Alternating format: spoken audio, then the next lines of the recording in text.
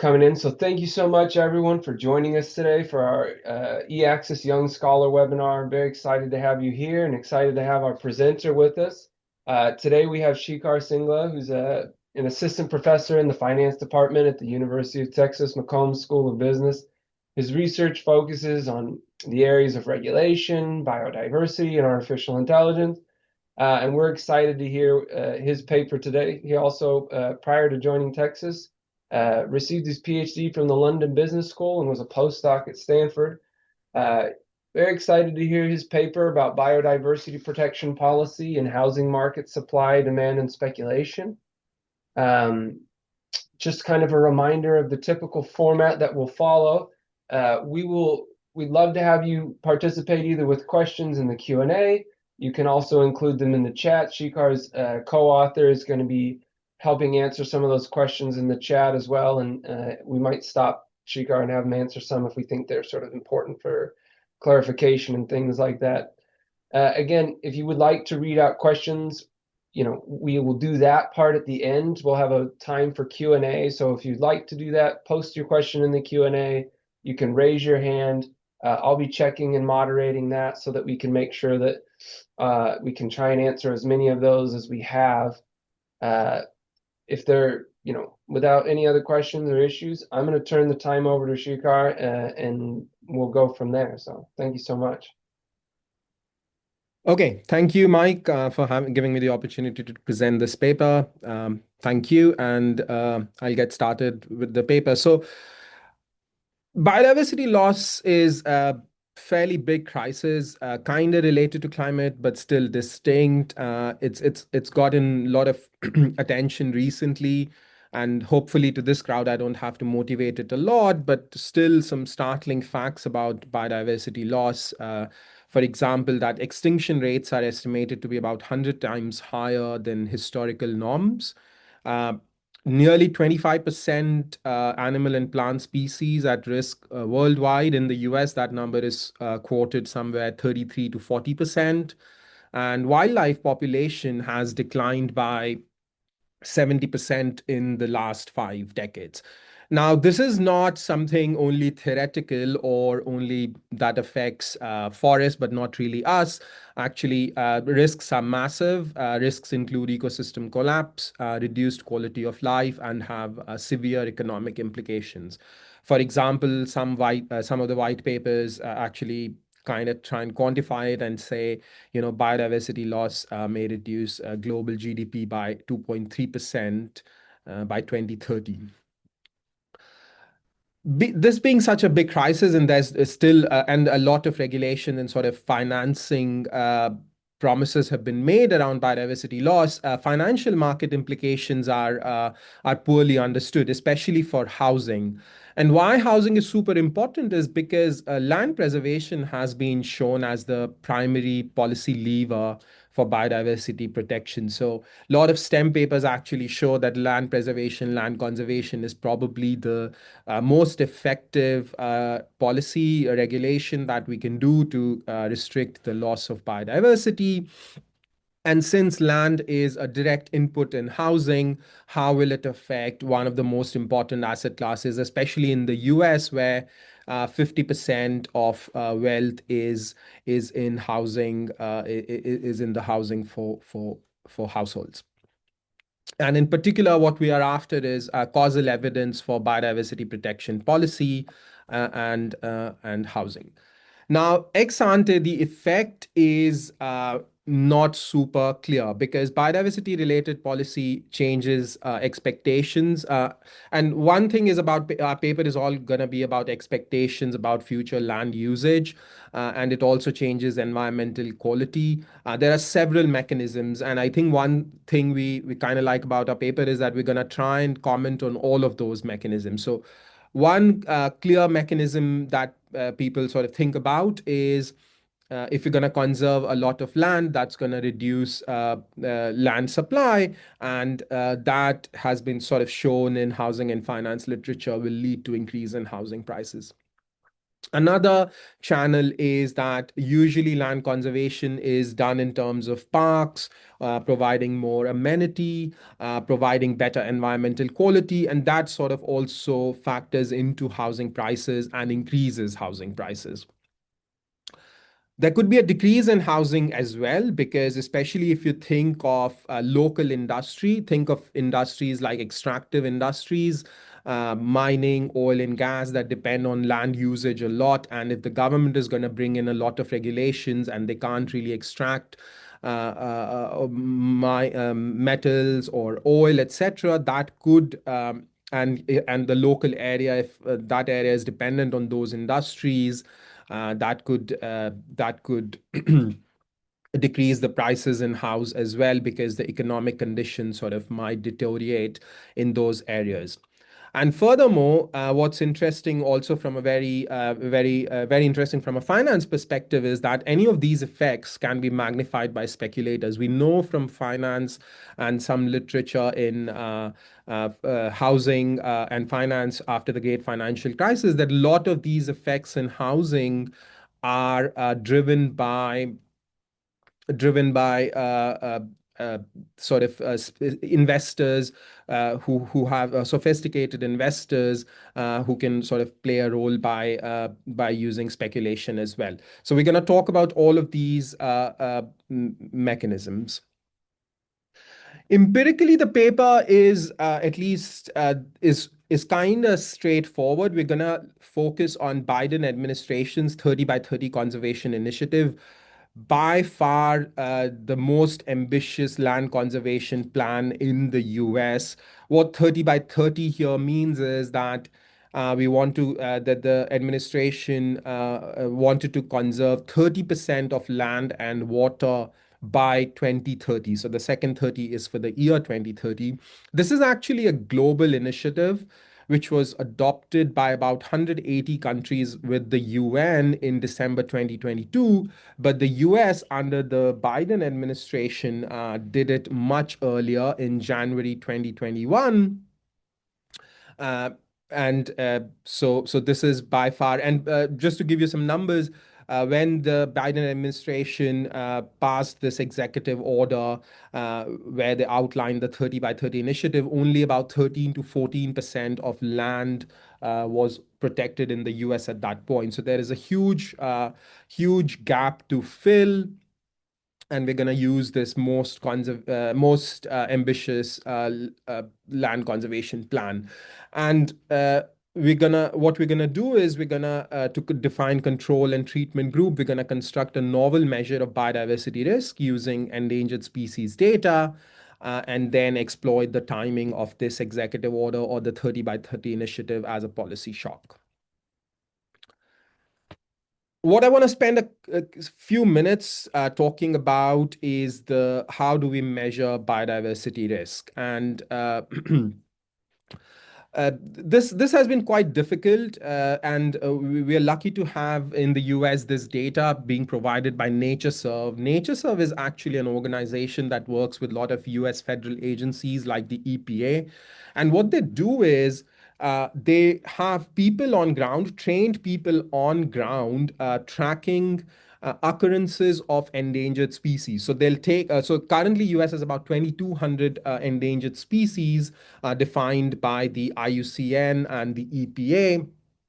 And what NatureServe does is has people on ground tracking occurrences, actual occurrences, where do they occur of these endangered species, all 2,200 species.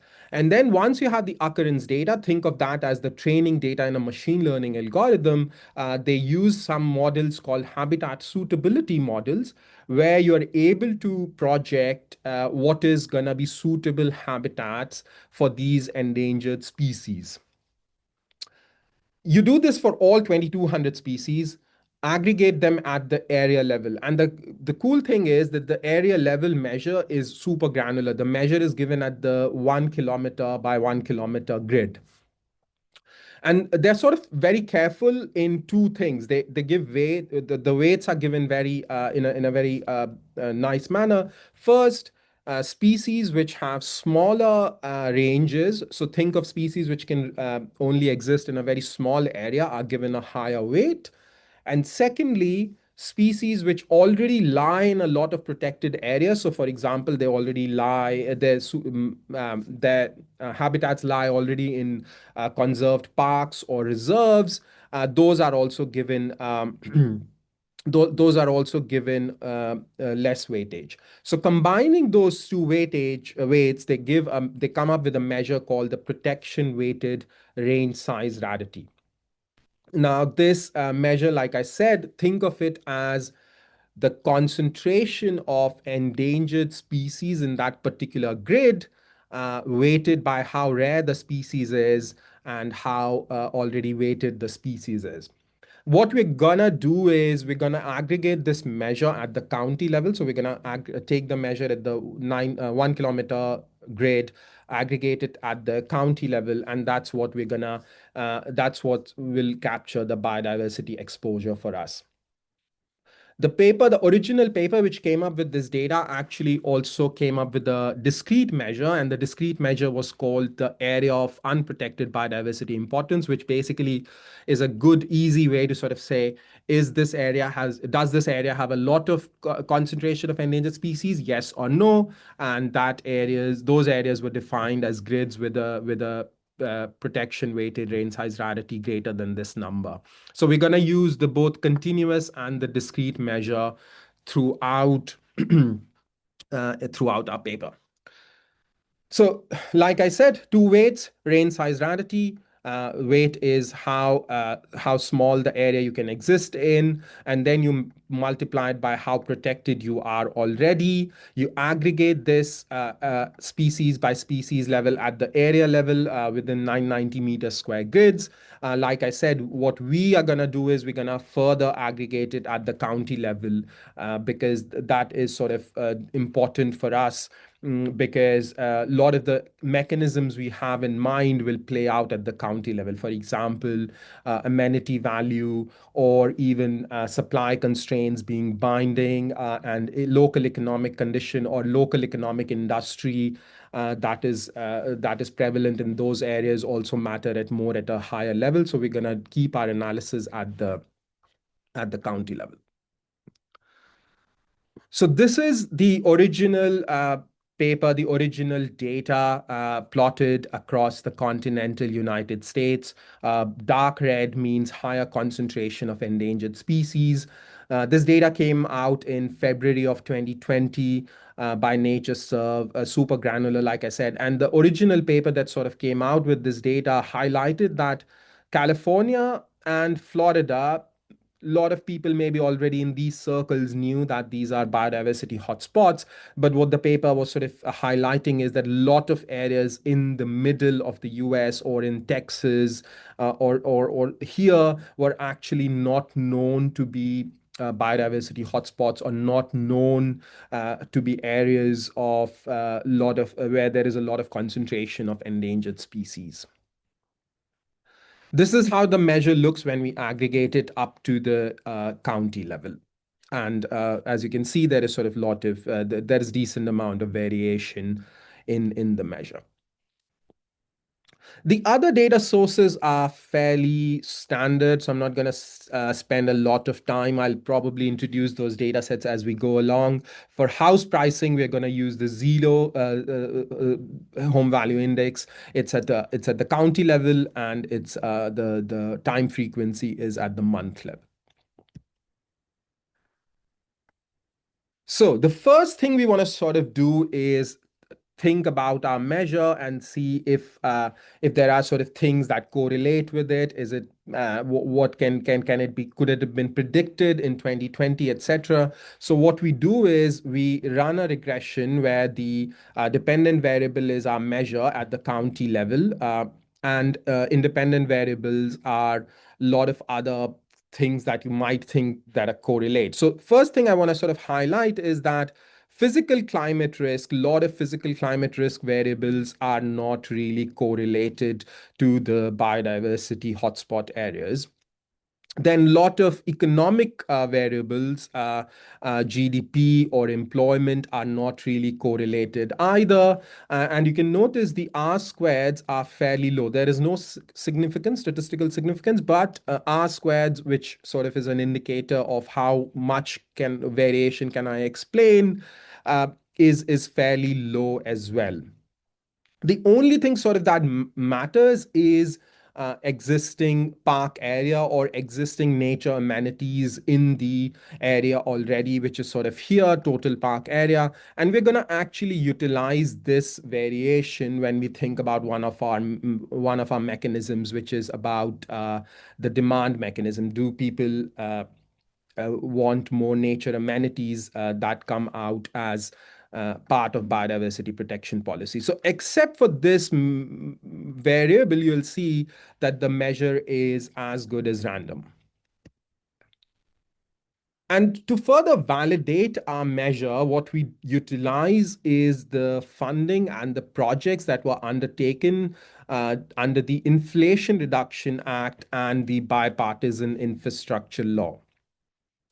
So these were the two laws passed by Congress under the Biden administration, which actually uh, uh, funded and started a lot of projects. Here you see biodiversity conservation related projects, and it's a very simple validation exercise we do. We regress outcome on measures of biodiversity exposure, and we find that everything is sort of significant and higher, meaning areas which had higher exposure as defined by our measure had 7.5 percentage points higher chance to receive a biodiversity related projects.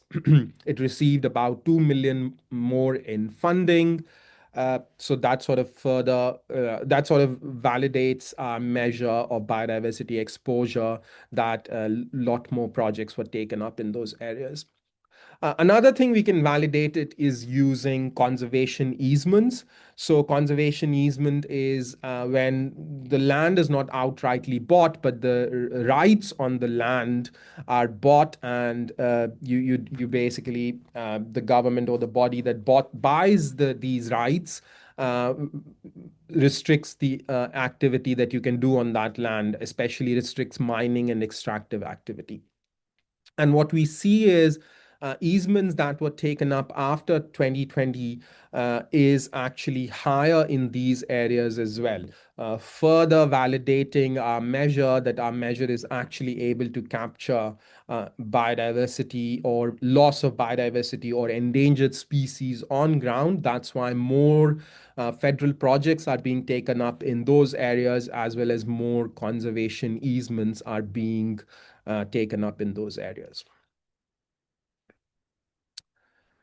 Like I said, the empirical strategy is fairly straightforward. We're going to utilize the Executive Order 1408, which announced the 30 by 30 conservation initiative as the exogenous shock.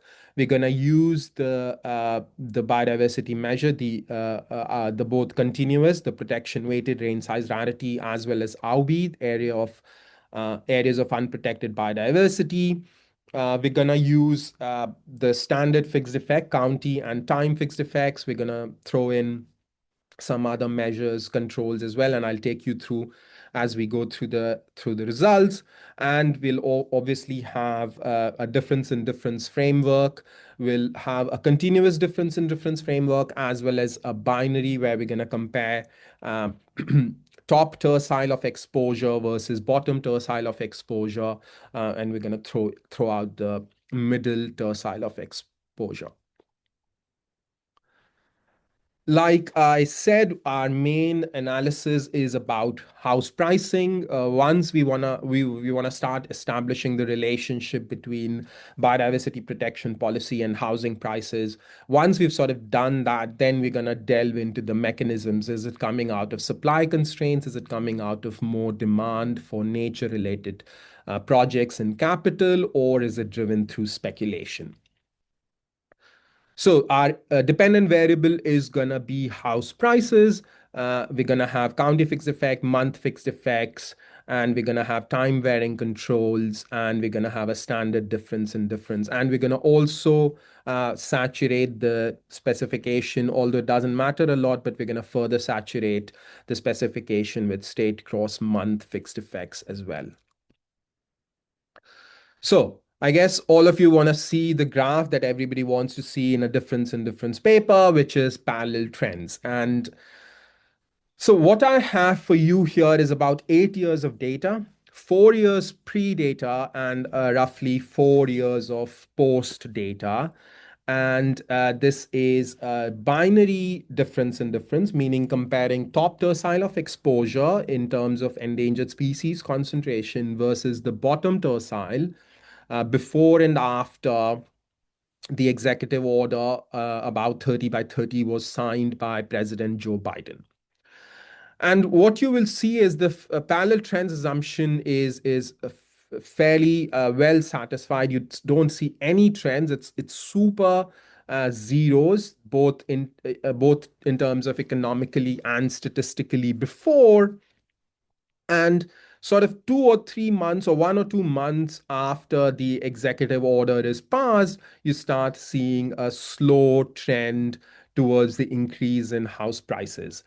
And I think this is one thing is consistent with a lot of housing literature in finance, which has shown that housing markets exhibit momentum. It takes time for an effect to get built up in housing markets. And that's why you see sort of there is a the house prices start increasing slowly, but it takes about two years to fully kick in the effect. And the second thing I want to sort of highlight is that this is all expectation driven, which is also kind of cool about housing markets, thinking from a finance perspective, that really no projects under the Inflation Reduction Act were actually taken up about this point, which is December 2022. So a lot of the increase in house prices have already kicked in before, which is related to expectation. And this is a fairly robust result. We can show it to you using continuous measures, using discrete measures, using protection weighted rain size rarity, or AUB, which is a discrete measure. We can change the time, the month where we hold the reference period. We can change the reference period 2020, 2019. It goes through in any sort of specification, and the fixed effects are fairly strong. Like I said, here is county fixed effect, month fixed effect, and state cross month fixed effect, and lot of other controls for climate, physical climate risk, economic condition like log of employment, etc. is doesn't really affect the result either. I want to quickly spend a couple of minutes showing you that this is not COVID related, and we do a lot of robustness to ensure that this is not coming out of work from home sort of effects during COVID.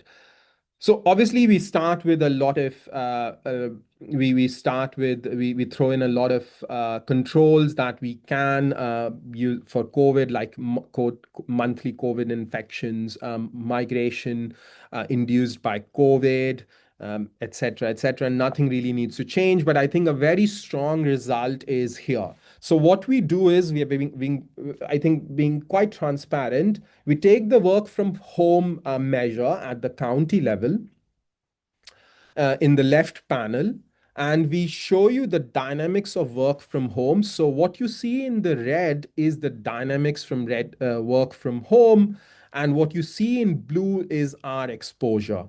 So one thing you will notice is that the effect in blue, which is our effect, which is the exposure to biodiversity, doesn't really change if you throw in work from home at all, neither in significance or in size of the coefficient. And another interesting thing about work from home is that most of the effect from work from home and COVID um, on house prices seems to happen from 20 in the year of 2020, which has actually been shown by a couple of finance papers already, The big effect from work from home was in 2020, which is actually before our event window. So you will see most of the effect from work from home has sort of dissipated already by our event kicks in.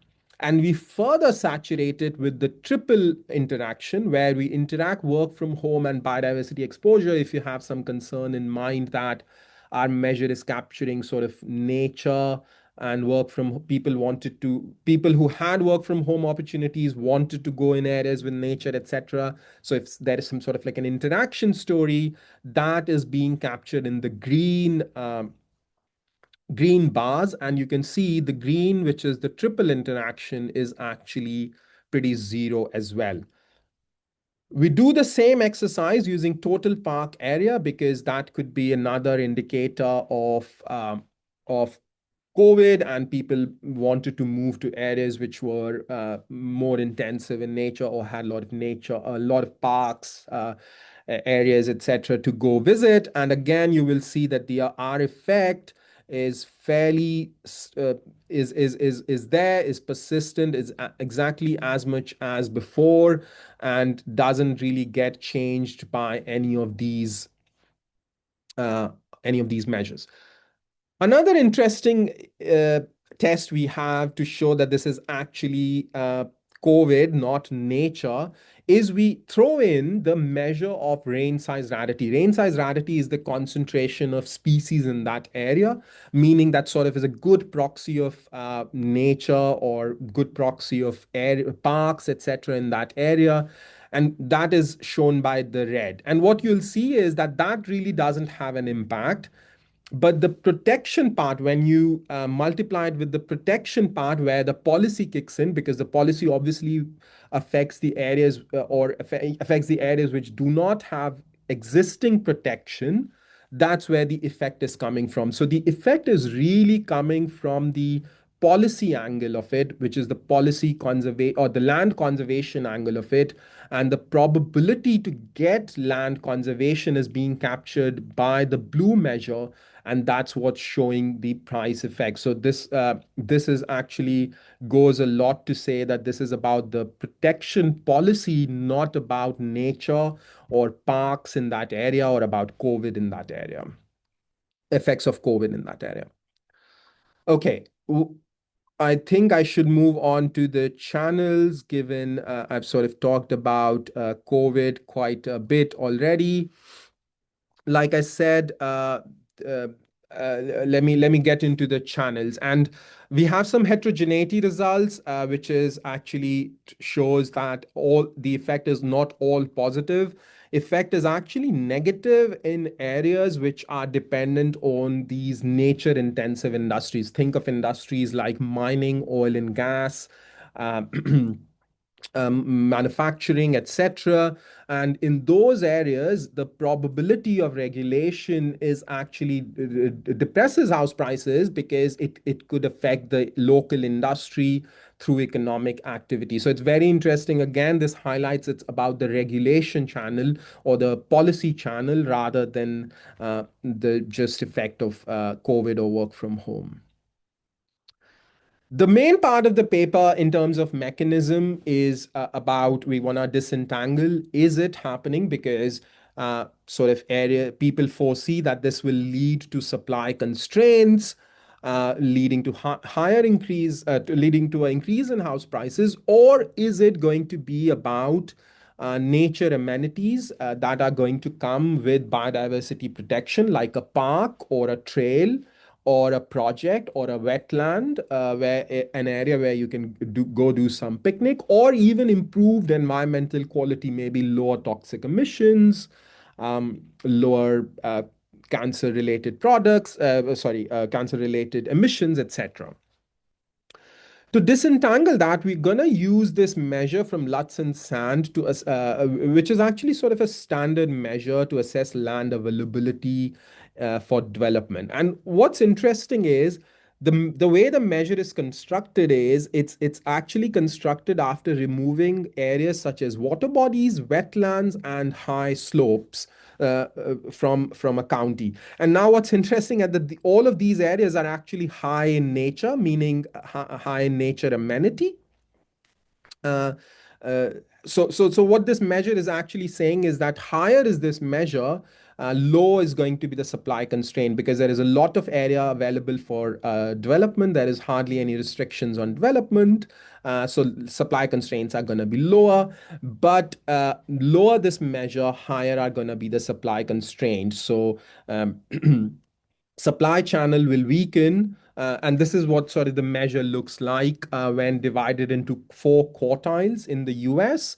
And you will see a lot of the green areas. There is low land availability for development because there is a lot of sort of nature, a lot of areas in four. There is greater than 95% land available for development. But what I want to sort of show you is that this captures not only supply constraints, but demand effects as well, meaning the demand for nature, amenities, or a marginal park that could affect the value of the nature amenities. And what's interesting is that this measure is negatively correlated with AUB, which is the concentration of endangered species, meaning there is less nature, less animals, less biodiversity.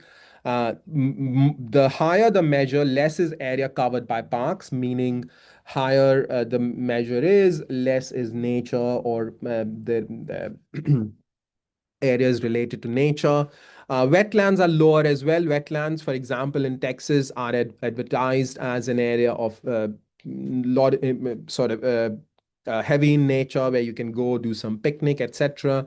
And most importantly, the index from the White House, which came about out in about 2022, which tried to measure nature deprivation at the census block level, really granular level.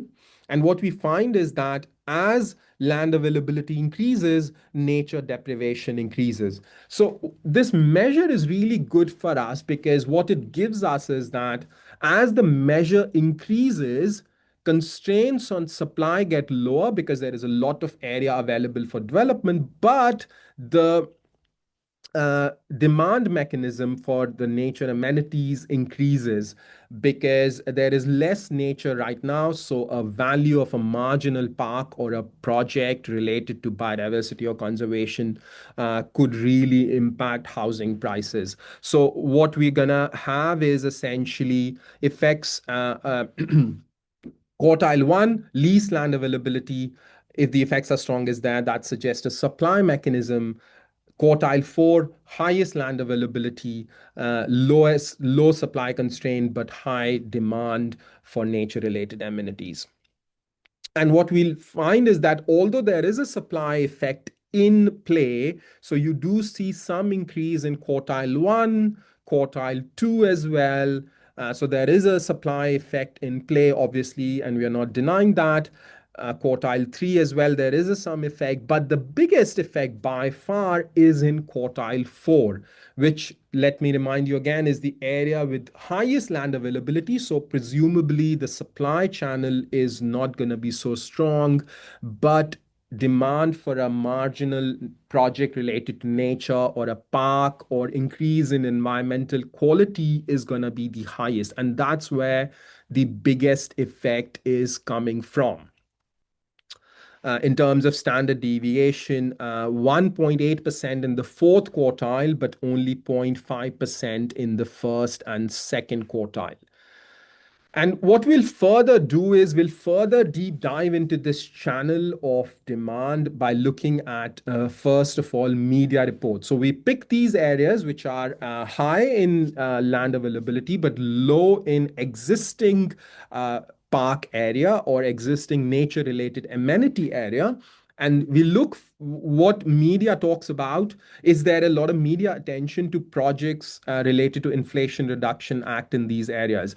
And we actually find a lot of these local media is actually talking about amenity value and amenity value and nature value coming out of these projects related to Inflation Reduction Act and bipartisan infrastructure law. And we further look at a concrete measure of park visits. We see whether there are more visits to parks in quartile 4 areas, and we actually find yes, this is the case. This data is using Google mobility reports. We actually find yes, potentially there were more parks or more projects taken up in those areas, and that actually did lead to, in the same very tight specification as before, did lead to more visits to parks in those areas, further solidifying the demand channel. So what I want to sort of highlight here is that using the land availability measure, we are able to show that there is potential supply effect going on, but at least in part it's driven by the demand channel, meaning more amenities or more parks related to nature is something that is coming out of biodiversity protection policy. The final part I want to sort of show you is who is doing these, who is doing these transactions. Are these investors? Are these being done by primary residents, occupiers, etc.? And is speculation playing a role? And we're gonna examine three types of evidence using for speculation. One is the loan purpose, second, land value, and third is building permit activity. So let me first take you to loan applications. And like I said before, the speculation literature in housing and finance related to great financial crisis actually showed that speculators or investors, if you can sort of see them in the HMDA loan data, and you can sort of see that most of the effect, if it's coming out of investment loan or secondary residence loans, that seems to be sort of like a speculation or investment related loans rather than a common retail householder taking incorporating this information into house pricing. And what you will see is that first of all, the results are super nice because they line up with house pricing results a lot, coming out of only quartile 4 in the same specification. What's even more interesting is it's only coming out of investment loans and not primary residence or secondary residence loans. Similarly, if you think about loan origination or loan amount applied for, very, very similar results. Another result that's been highlighted by a JF paper in speculation in finance is that land is much easier to speculate on. It's more liquid, much easier, and we actually find that the bigger effect, the effect is about 1.5 times higher on land value rather than the property value. So if the effect is more coming out of land value rather than property value, it again signifies there is speculation going on, and this result, that the result is driven by sophisticated investors rather than retail household investors. The third thing that one of my colleagues actually shows from the great financial crisis in the RFS is building permits. We don't find statistically significant results in building permits, but the coefficients are quite high, quite positive. But building permit data is always sort of noisy, so we don't get significance. That again points towards speculation playing a role. And why we want to think about speculation is very is not an artifact of just only this policy, because Mike's papers and a lot of other people have sort of thought about uncertainty in policy in climate, environment, overall, broadly defined. And we've seen in climate over the last 2 decades, there's been so much waxing and waning of regulation. Regulation gets taken up by certain administrations, and then we go out of the Paris Agreement, we get into the Paris Agreement, EPA gets more funding, less funding, etc. And if biodiversity policy is going to be following the same sort of route, where there is going to be more more policy or more regulations around biodiversity and relaxation of those policies as well.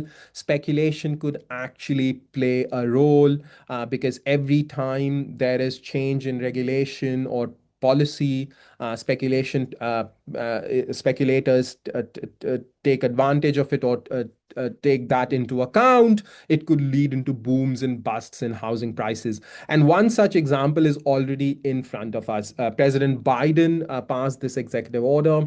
On the first day, President Trump actually took the annulled the order, and it was fairly clear from his election times already that he is going to be avoiding sort of a lot of these executive orders passed in the previous administration. And what we actually see is if our quartile four counties which had the biggest effect, as soon as the news of or the President Trump is elected, we already start seeing a decline in house prices. So sort of again, this is first of all, this is linked to protection policy or biodiversity policy, and it sort of shows up here because when it's loosened, house prices go down. Again, sort of similar effect. It goes down sort of slowly, builds up momentum over time, and this is a fairly recent effect. March 2025 is what the latest data we have. And this again further strengthens our point that the effects we are finding is about policy or regulation. So, to summarize about speculation, we find that the effect is concentrated in investment loans. Land value is about 1.5 times higher. And like I said before, with repeated waves of policy reversals, we have potential for speculation playing a role every time. That's why we think that as far as climate or biodiversity policy effects on housing or any financial markets are concerned, this uncertainty and the speculation effect is an actual effect, is an effect that could be big, and we should think about it when it comes to policy framing. So, maybe I'll conclude, and that will leave us with about 15 minutes to take any questions. Is that good, Mike? Yeah, that's great. Okay. So, to summarize, what we do is we look at how housing markets respond to biodiversity protection policy. Like I said, we look at the most ambitious protection plan or land conservation plan envisaged in the US and global history, 30 by 30. We define biodiversity exposure using concentration of endangered species, and we find that house prices increase about 0.6% per standard deviation increase in this exposure. Uh, uh, Sorry, one standard deviation increase in exposure in at the county level leads to a 0.6% increase in house prices. We find that effects are not always positive. If areas which have high reliance on nature for their economy actually saw a muted and sometimes even a negative effect. We further find that there is a supply channel going on, supply constraint, but increase is mostly driven by areas which have not a lot of nature related amenities right now. So we find that using increase in media attention and park visits. And finally, we show that speculation plays an important role. The effect is driven by investment loans by sophisticated investors, and this could be important to consider in the future given the uncertainty around policy. So, to conclude, nature conservation might be cheaper than we thought because it comes with an amenity that people actually value, especially in nature deprived areas. But policymakers must be careful as far as housing affordability and economic stability are concerned, especially amplified using speculation. Thank you. Thank you so much, Shikhar. Really interesting paper. I'm a fan of this work, looking at the implications in financial markets and these sort of forward-looking outcomes that those prices wrap up. So I think this is really nice. So what Thank we're you. going to do now We're going to open it up. If there's any questions or comments that people have, you can either post them in the Q&A and I can read them off, or in the chat, and then or if you'd like to raise your hand, we might be able to get some of you to share them directly. So I will open that up now uh, to anyone who would like to ask questions. I think we have one already. So let me check.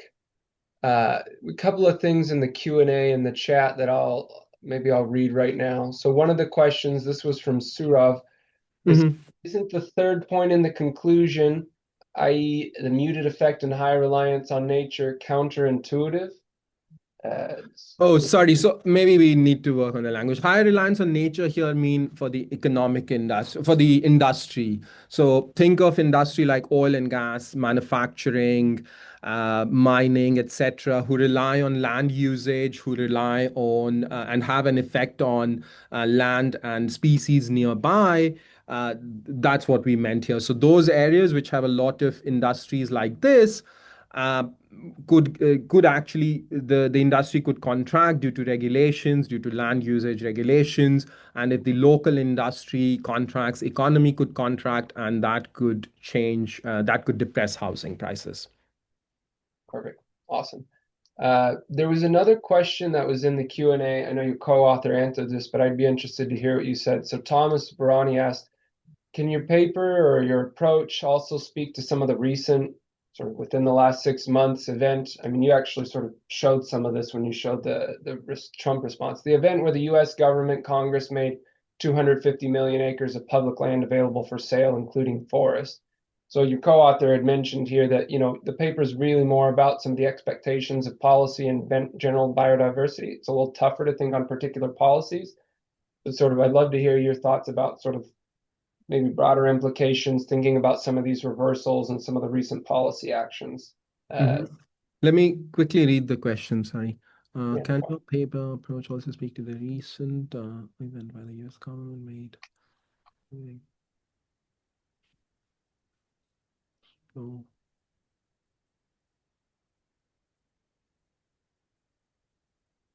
yeah, maybe. So this was made available for sale for any sort of firms as well. The firms can take and mining and can start doing mining. Is that what was the policy? I'm actually not aware of this. Maybe. I'm not sure. Maybe Thomas, if he's still there, could clarify. But I don't know for sure if they'd opened it up just to housing or if it was allowed. I think for some of it was for mining and oil drilling, perhaps. But Yeah, yeah.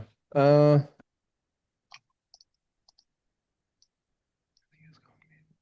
no, I'm not sure if I have a very good answer on this. oh, no problem. Yeah, thanks.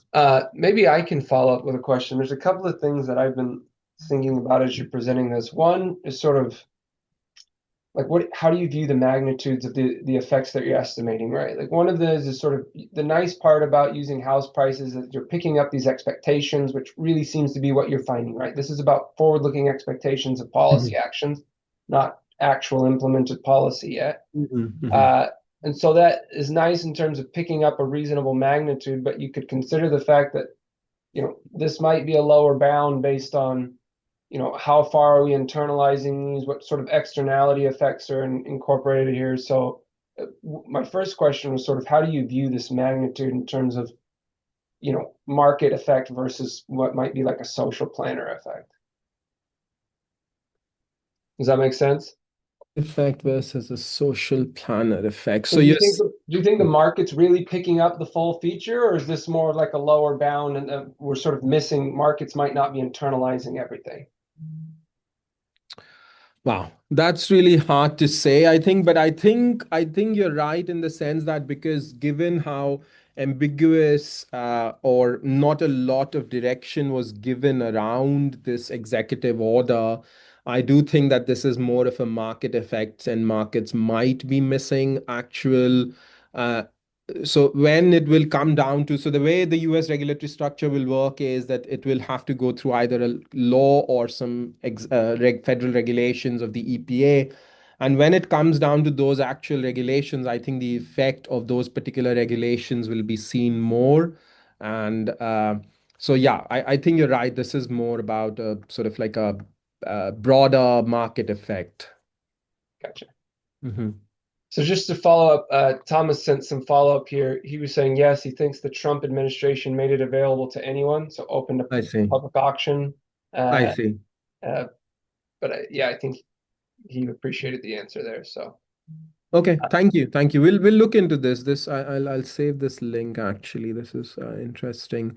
yeah, The Yeah, the empirical analysis might be tough because the policy is super recent, but we can definitely look into it. Thank you. yeah. So one more question here in the Q&A. Mhm. This is from Mohammed. He said, to what extent does biodiversity has it been externalized by the market across different countries over the policy shift? So I think it's a question about, how much has this sort of shown up in different countries and different shifts? I think mostly what you're doing here is focusing on US, but I Mhm. don't know if you have other evidence on that. Yeah, so I think I mean there are now housing. I don't know if there are more Oh, pay. sorry, he said counties. He corrected it. So Okay. counties across To, different counties, and the shifts in different counties versus sort of aggregate. to what extent bias has been externalized by the markets across over the policy shifts? So is this about sort of like heterogeneity across counties and that kind of? Yeah, I think it's about heterogeneity. Yeah. So I think the biggest heterogeneity we find, two heterogeneities we find. One is obviously, like I said before, the reliance on industries which are dependent on nature, like mining, oil, and gas. There we find that the effect is actually lower, house prices go lower. The second biggest heterogeneity we find is these nature deprived areas. So let me give you an example. Let me take you to the graph. So think of the areas with four, meaning areas which are sort of like sand, a lot of land available, but not a lot of nature related amenities. This is where our biggest effect is coming for quartile four, meaning areas which have some endangered species concentration, so could get affected by biodiversity protection policy, but currently don't have a lot of park area or wetland area, etc. And this is with the biggest effect is coming from for us. Cool. Awesome. So I had another question that I wanted to ask, Mhm. and maybe you sort of addressed this already, but I wanted to understand this a little cleaner. So Mhm. one of the things that I was thinking about, particularly sort of as you're showing both the COVID related effects and some of these land availabilities, there seems to be somewhat of like not just a direct COVID effect, but almost a preference shift in the US towards sort of increased use of national parks and sort of since COVID that's not directly sort of COVID related, but it seems to, Mhm. I mean, driven this sort of shift in preferences. I mean, how do you think that's playing a role? How much can you sort of tease out that maybe there is this sort of preference shift as we sort of had COVID and people have become more interested in outdoor access and national parks? Do you think that's playing any role here? Is that something you can sort of disentangle preferences changing over time versus sort of policy expectations and their interaction, I guess?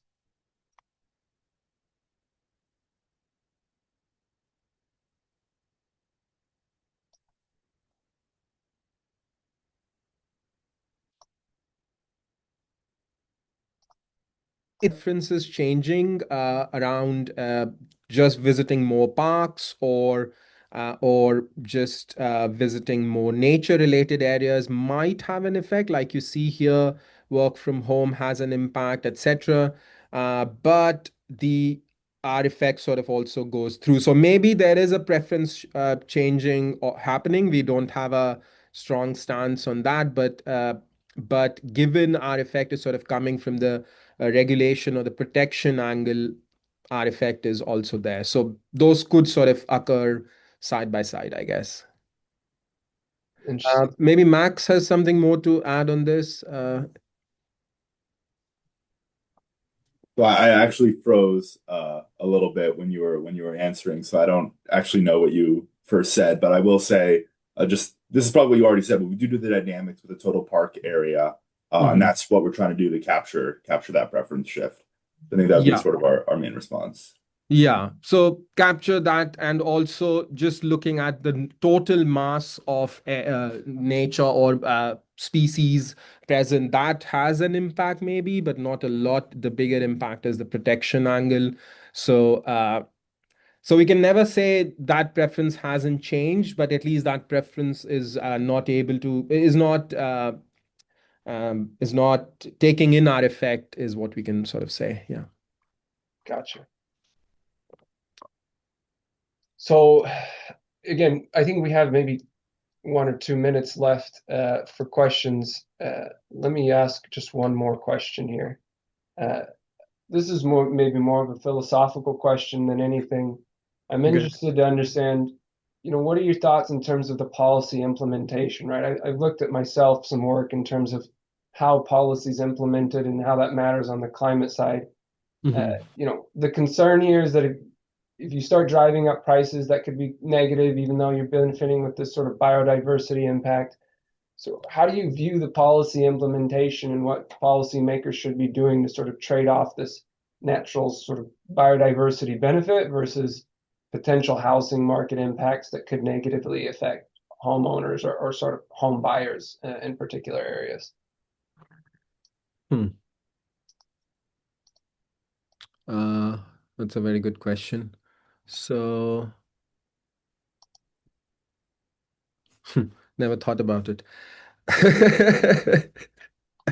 Um, no, actually, that's a good question. I'm not sure if I have a lot to say, but I think what is I will say is that I think both-sided action is needed. One, I think the industry angle or the heterogeneity we don't focus a lot in this paper, but I have another paper where we sort of try and highlight it. Is I think the firm channel is super important as well, where you sort of restrict land usage for a lot of extractive and infrastructure sort of related industries in these areas, and I think that that should be that that that should be important. That's all I have to say. Sorry, I don't really have No, much. no problem. Maybe yeah, sorry. Yeah, Max, I don't know if you wanted to add something on that, but Yeah, Yeah. I can hop in. I think one big takeaway here, and especially with the kind of the second half of our paper, we talk about speculation, is that clear policy guidance is really important. Right? So like in America, we've got these executive orders and we've got legislation. And so each of these have like different kinds of strength and different kinds of levels of guidance. And we see that, the market responds to what people say. And so, and especially with the speculation angle, it can really sort of amplify these price movements a lot without some real clear policy guidance. So I think one big takeaway from this paper and from sort of this work here is that a lot of this ambiguity that's been embedded recently in a lot of these policies and the reversals in these policies really kind of like amplifies movements beyond sort of what an efficient market would be doing. So yeah. that'd be my big takeaway. Yeah, I think both of those results, both that speculation, but also the point you're mentioning, Shikhar, about the firm impact. I actually found that to be quite surprising that you could find such a noted effect in terms Mhm. of like the business impacts that it was having, which is a pretty interesting takeaway. Yeah.